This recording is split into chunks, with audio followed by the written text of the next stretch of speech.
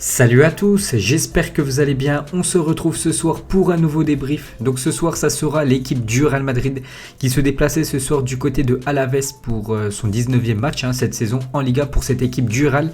Et belle victoire du Real Madrid 4-1 du côté de Alaves.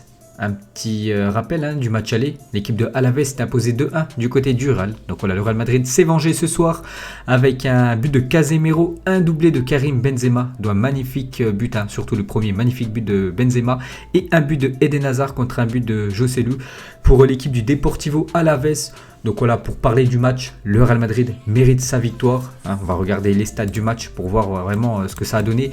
Donc déjà la possession de balle un peu plus en faveur pour l'équipe du Real Madrid. Tir au but, on peut voir que l'équipe de Alaves a plus tiré au but que l'équipe du Real Madrid. Mais l'équipe du Real Madrid a plus cadré. Voilà, ce qui est important bien sûr, c'est de cadrer. Parce que tu as beau tirer, si tu tires 15 mètres à côté des cages, il n'y a aucun danger.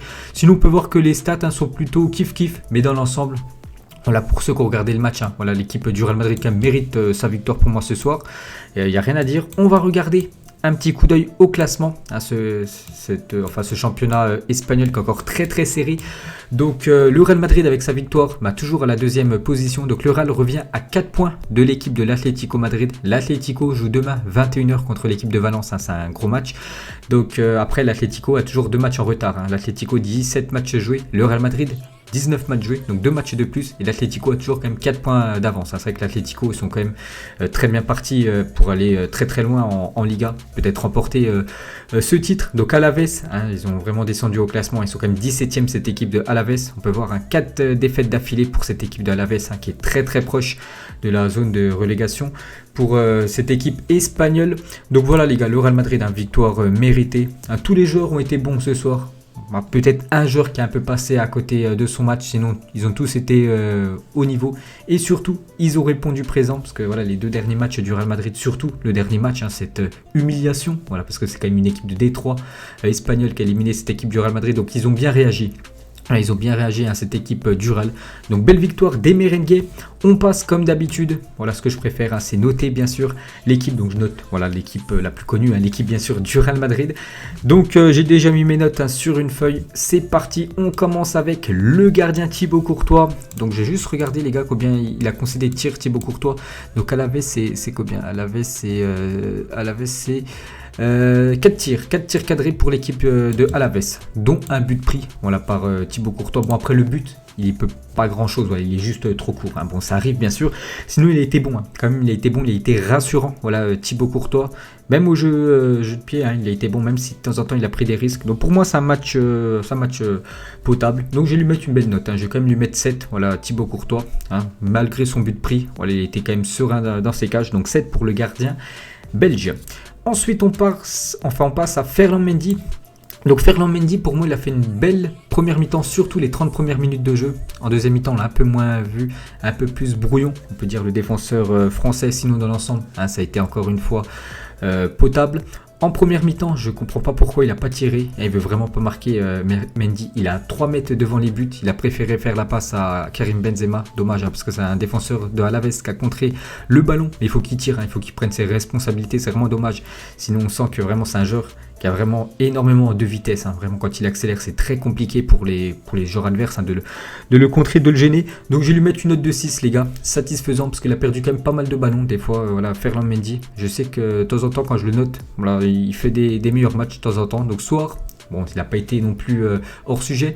Mais il peut faire mieux. Donc, c'est un match satisfaisant. Je ne peux pas lui mettre plus pour le défenseur gauche français. Ensuite, Raphaël Varane. Donc, Varane ce soir. On sait que Varane, quand il n'y a pas Sergio Ramos à côté de lui, il passe souvent à côté de ses matchs. Il fait de temps en temps des boulettes. Pas ce soir. Ce soir, il a été solide dans la charnière de l'équipe du Real Madrid. Vraiment, la défense du Real Madrid, ils ont eu, on peut dire, un peu de mal, surtout en début de match. Début de match, les 10 premières minutes, comme l'équipe de Alaves a eu 2-3 actions très chaudes. Après, voilà, ça s'est calmé. Donc Varane, dans l'ensemble, il a fait un match correct. Pour moi, je vais lui mettre une note de 7. Voilà, une note de 7 pour le défenseur français. Juste à côté de lui, donc Militao. Parce qu'actuellement, vous savez que Sergio Ramos, qui a déjà loupé le match contre Alcoyano, donc il est blessé, voilà, Sergio Ramos. Donc c'est pour ça que c'est Militao qui a commencé titulaire ce soir. Et donc Militao, dans l'ensemble, ça a été correct. Pour moi, c'était quasiment le même match que Varane. Donc il aurait dû obtenir la note de 7. Mais j'ai mis un point en dessous. Pourquoi? Parce que c'est lui qui fait la faute sur le coup franc du but. Donc déjà, c'est lui qui fait la faute. Et c'est lui qui est pas au marquage de Joselu, le buteur de Alaves. Donc c'est pour ça que je mets un point en dessous. Donc je mets 6, je mets quand même la moyenne parce que sinon il a été solide. Le défenseur brésilien. Ensuite, Lucas Vazquez, donc la dernière fois que je l'avais noté en championnat, c'était une catastrophe. Voici, c'était en championnat ou en Supercoupe. Bref, je me souviens plus où il avait fait 2 grosses boulettes. Si je crois que c'était en Supercoupe contre l'équipe de Bilbao. Donc ce soir, ça va, ça a été correct. N'oubliez pas que Vazquez, il joue pas à son poste. C'est un ailier droit. Zidane le met défenseur droit parce que Carvajal est blessé. Pourtant, il y a Odriozola qui est quand même défenseur droit de métier, mais préfère mettre Vazquez. Donc voilà, vu que c'est pas son poste, on va quand même le noter où il a joué ce soir. Je vais lui mettre une note de 6.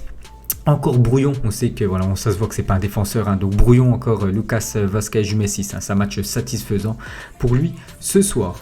Ensuite, on passe au milieu de terrain. Donc le milieu ce soir du Real Madrid, c'est simple, ils ont tous été décisifs. Soit ils ont marqué, ou soit ils ont fait une passe D. Donc voilà, ils ont été très très bons, le milieu merengue. On commence avec Casemiro.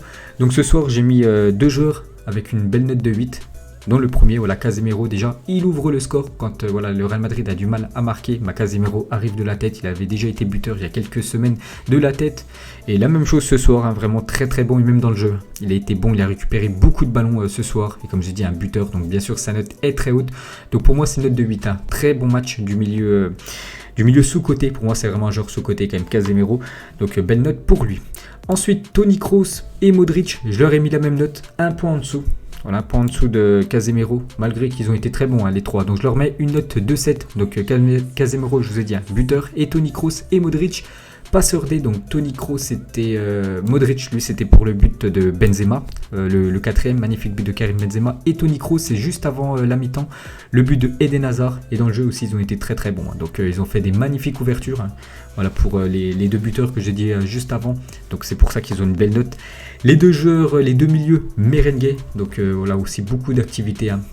Ils ont été très bons, je crois que Toni Kroos a dû toucher quasiment 90 ballons. La même chose pour Modric. Donc voilà, ils ont fait un gros match. Les 3 milieux merengue. Et on termine avec l'attaque. On commence toujours à gauche. Donc on va commencer avec Eden Hazard. Donc Eden Hazard déjà buteur. Ils l'ont dit tout à l'heure à la télé. Le dernier match où il avait marqué, ça remontait à 3 mois. Donc voilà, ça datait.